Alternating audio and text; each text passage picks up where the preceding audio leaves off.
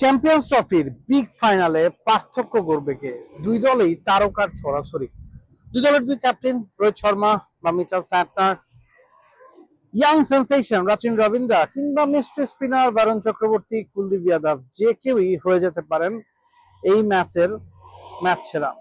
তবে বিগ ফাইনালের আগে স্পটলাইটে দুই দলের দুই মহাতারকা, একদিকে কেন উইলিয়ামসন, অন্যদিকে বিরাট কোহলি।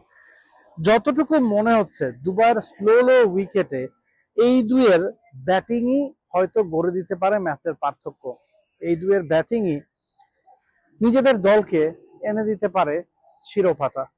বিরাট কোহলি এই টুর্নামেন্টে আসার আগে অফ ফর্মে ছিলেন, অনেক কথাবার্তা হচ্ছিল। বিগ ম্যাচে পাকিস্তানের বিপক্ষে সেঞ্চুরি করেছেন আনবিটেন। অস্ট্রেলিয়ার বিপক্ষে সেমিফাইনালেও তার 84 রানের ইনিংসটাই ম্যাচ সেরা। তিনি পার্থক্য করে দিয়েছেন ওই দুই বিগ ম্যাচে।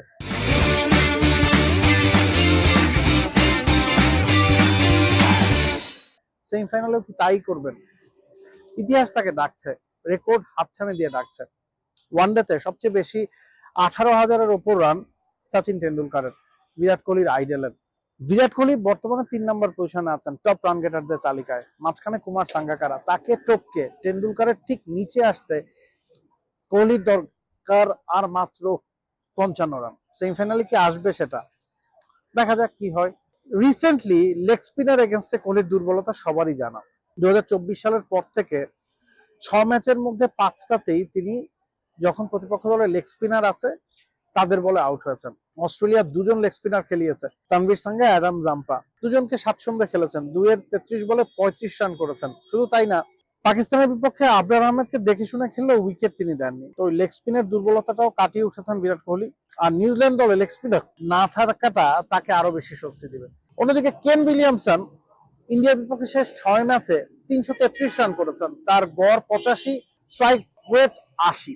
গেল ম্যাচটাতে, যেই ম্যাচটাতে নিউজিল্যান্ড ইন্ডিয়াকে 249 রানে আটকে দিয়েছিল, সেই ম্যাচেও যতক্ষণ উইলিয়ামসন ক্রিজে ছিলেন মনে হচ্ছিল নিউজিল্যান্ড ম্যাচটা জিতবে। 80 রানে উইলিয়ামসন আউট হয়ে যাওয়ার পরই ইন্ডিয়ার জয়টা নিশ্চিত হয়ে যায়। দুজনের বয়সী মিড 30s-এ, উইলিয়ামসনের 34, কোহলির 36। হয়তো এই চ্যাম্পিয়ন্স ট্রফিটাই বৈশ্বিক ইভেন্টে তাদের শেষ ম্যাচ হতে পারে। অবসরের ঘোষণা যে কোনো সময়ই আসতে পারে। কোহলির যে ফিটনেস, চাইলে চালিয়ে যেতে পারেন, এবং কোহলির যে 2 বছরের ছোট উইলিয়ামসনও চাইলে চালিয়ে যেতে পারেন। তবে কিছুই এখনো বোঝা যাচ্ছে না। দিন শেষে যে কেউ অবসর নিয়ে নিতে পারেন, এটাই হতে পারে তাদের শেষ ম্যাচ। শেষ ম্যাচটা কে রাঙাবেন, কোহলি না উইলিয়ামসন? ট্রফিটা কে এনে দেবেন? এই দুই মহাতারকার কে হয়তো শেষটা ট্রফি হাতে শেষ করবেন? Nabil Kaiser, T Sports. For more updates, subscribe to our YouTube channel and click on the bell icon. Follow us on Facebook and Instagram. Download T Sports app to enjoy exciting games and highlights. Visit tsports.com.